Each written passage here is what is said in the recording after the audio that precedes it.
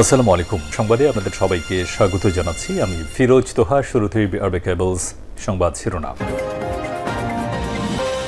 জানিয়ে দিব সর্বশেষ গুরুত্বপূর্ণ আপডেট বাংলা সংবাদ। শুরুতেই জানিয়ে দিব মধ্যরাতে ঢাকাতে কোটা বিরোধী বিক্ষোভ।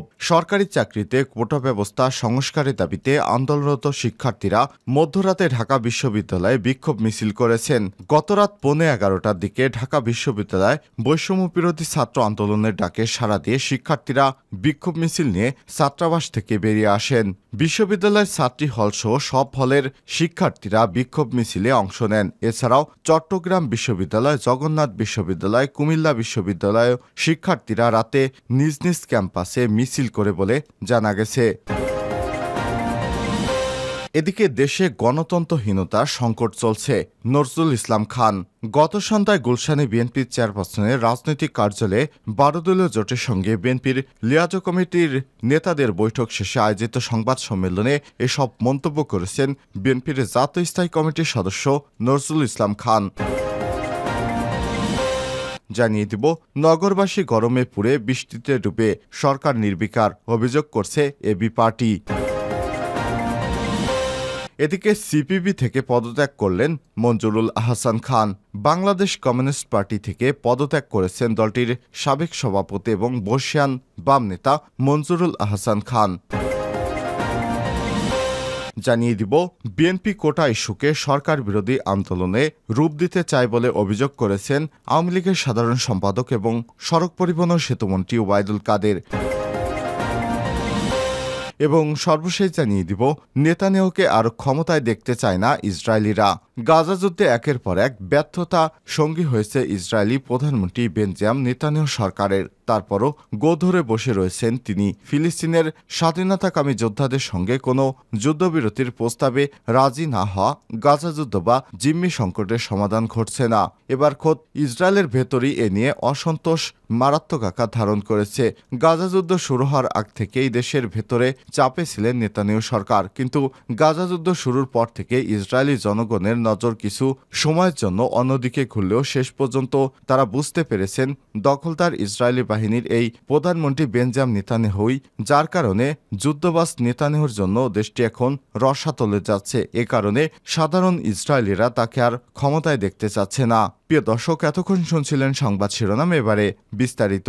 তবে তার আগে বন্ধুরা অনুরোধ থাকবে এই সংবাদটিতে একটি লাইক দিন, আর এই সংবাদটি আপনার সোশ্যাল মিডিয়া ফেসবুকে বন্ধুদের মাঝে শেয়ার করে সবাইকে দেখার সুযোগ করে দিন। আর বন্ধুরা, আপনি যদি আমাদের চ্যানেলে নতুন হয়ে থাকেন, ভিডিওটি দেখতে দেখতে চ্যানেলটি সাবস্ক্রাইব করে রাখুন, যাতে করে বন্ধুরা আমাদের লেটেস্ট আপডেট সংবাদগুলো সবার আগে আপনার কাছে পৌঁছে যায়। মধ্যরাতে ঢাবিতে কোটা বিরোধীদের বিক্ষোভ। সরকারি চাকরিতে কোটা ব্যবস্থা সংস্কারের দাবিতে আন্দোলনরত শিক্ষার্থীরা মধ্যরাতে ঢাকা বিশ্ববিদ্যালয়ে বিক্ষোভ মিছিল করেছেন। রোববার রাত 11:15টার দিকে ঢাকা বিশ্ববিদ্যালয়ে বৈষম্য বিরোধী ছাত্র আন্দোলনের ডাকে সাড়া দিয়ে শিক্ষার্থীরা বিক্ষোভ মিছিল নিয়ে ছাত্রাবাস থেকে বেরিয়ে আসেন। বিশ্ববিদ্যালয়ে ছাত্রী হলসহ সব হলের শিক্ষার্থীরা বিক্ষোভ মিছিলে অংশ নেন। এছাড়াও চট্টগ্রাম বিশ্ববিদ্যালয়, জগন্নাথ বিশ্ববিদ্যালয়, কুমিল্লা বিশ্ববিদ্যালয়ের শিক্ষার্থীরাও রাতে নিজ নিজ ক্যাম্পাসে মিছিল করে বলে জানা গেছে। সরেজমিনে গিয়ে দেখা গেছে রাত 10:30টার দিকে ঢাকা বিশ্ববিদ্যালয় হলপাড়া সংলগ্ন কবি জসিমউদ্দিন হল, বিজয় 71 হল, মাস্টারদা সূর্য সেন হল, হাজী মোহাম্মদ মহসিন হল এর শিক্ষার্থীরা স্লোগান দিতে থাকেন। পরে রোকেয়া হল, কবি সুফিয়া কামাল সহ প্রতিটি হল থেকে একই স্লোগান ভেসে আসে। পরে রাত 11:15টার দিকে হলপাড়ার কয়েক হাজার শিক্ষার্থী একত্রিত হন। এ সময় তারা বিজয় 71 হলে ঢুকতে চাইলে ছাত্রলীগের বাধায় সম্মুখীন হন, কিন্তু বিক্ষুব্ধ শিক্ষার্থীরা ব্যারিকেড ভেঙে দিয়ে ঢুকে ভিতরে সমর্থন দিয়ে আসে। এ সময় বৈষম্য বিরোধী ছাত্র আন্দোলনের সমন্বয়ক আসিফ আহমেদ হামলার শিকার হন। এরপর শিক্ষার্থীরা সেখান থেকে ছাত্রদের বের করে মিছিল নিয়ে টিএসসির রাজু ভাস্কর্যের পাদদেশে আসেন। এ সময় মেয়েদের আবাসিক হলের অনেক শিক্ষার্থীও সেখানে তাদের সঙ্গে যোগ দেন। পরে সেখান থেকে মিছিল নিয়ে তারা ঢাকা বিশ্ববিদ্যালয়ের উপাচার্যের বাসভবনের সামনে আসেন। সেখানে কিছুক্ষণ অবস্থান করে মিছিল নিয়ে টিএসসিতে জড়ো হন এবং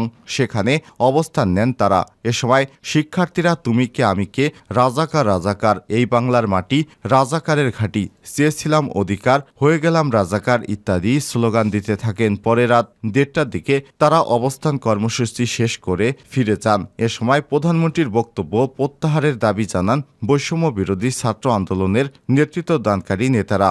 বিক্ষোভে অংশ নেওয়া এক শিক্ষার্থী বলেন, হলে আটকে রাখা শিক্ষার্থীদের উদ্ধার করে মিছিলে যুক্ত করা হয়। বৈষম্য বিরোধী ছাত্র আন্দোলনের সমন্বয়ক রিফাত রশিদ বলেন, বিজয় ৭১ হল গেট বন্ধ রাখা হয়েছিল, কিন্তু সেখানে আটকে রাখা শিক্ষার্থীদের উদ্ধার করতে গেলে বৈষম্য বিরোধী ছাত্র আন্দোলনের অন্যতম সমন্বয়ক আসিফ ভাইয়ের উপর হামলা চালায় ছাত্রলীগ। আন্দোলনে অংশ নেওয়া আরেক শিক্ষার্থী বলেন, দেশের অধিকাংশ মানুষ বীর মুক্তিযোদ্ধা কোটা সহ কোনো কোটা চায় না।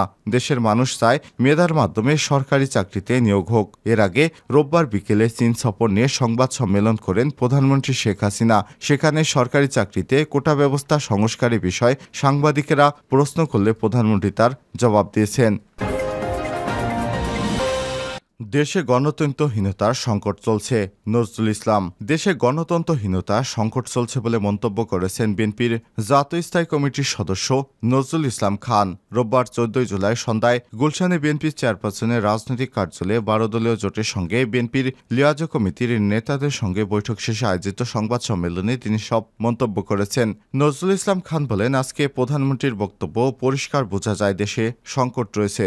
বিদ্যমান সংকট হল গণতন্ত্রহীনতার সংকট। দুর্নীতি অনাচারে দেশ ছেয়ে গেছে। পরিষ্কার বোঝা যাচ্ছে সরকারের পৃষ্ঠপোষকতায় এই দুর্নীতি হচ্ছে। সরকারের ঊর্ধ্বতন কর্মকর্তারা দুর্নীতি করে দেশকে ফোকলা করে দিয়েছে। ব্যাংকগুলো শূন্য হয়ে গেছে। দ্রব্যমূল্যের অব্যাহত ঊর্ধ্বগতিতে মানুষ আজ অতিষ্ঠ হয়ে পড়েছে। তিনি বলেন, সীমান্তে মানুষ হত্যা করা হচ্ছে নানা কারণে।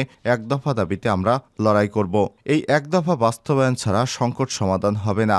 এক দফা সে লড়াইটাকে এগিয়ে নেওয়ার জন্য আমরা শীঘ্রই কর্মসূচি দিয়ে মাঠে নামব। তার পরিপ্রেক্ষিতে যুগপথের শরিকদের সঙ্গে বৈঠক হচ্ছে।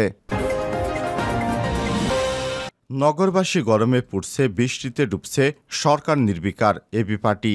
ডামি সরকারের ব্যর্থতায় শুধু দেশের অর্থনীতি বিপন্ন হচ্ছে না, নাগরিক জীবনে নেমে আসছে ভয়াবহ বিপর্যয়। একদিকে দেশের 20টি জেলা বন্যায় বিপর্যস্ত, অন্যদিকে ঢাকাসহ বিভাগীয় শহরগুলোর নাগরিকেরা গরমে পুড়ে বৃষ্টিতে ভিজে হাবুডুবু খায়। এটাই যেন তাদের নিয়তি। সরকার এ ব্যাপারে সম্পূর্ণ নির্বিকার। রোববার 14 জুলাই এক মিডিয়া ব্রিফিংয়ে সব অভিযোগ করেন আমার বাংলাদেশ পার্টি এবি পার্টির কেন্দ্রীয় নেতা।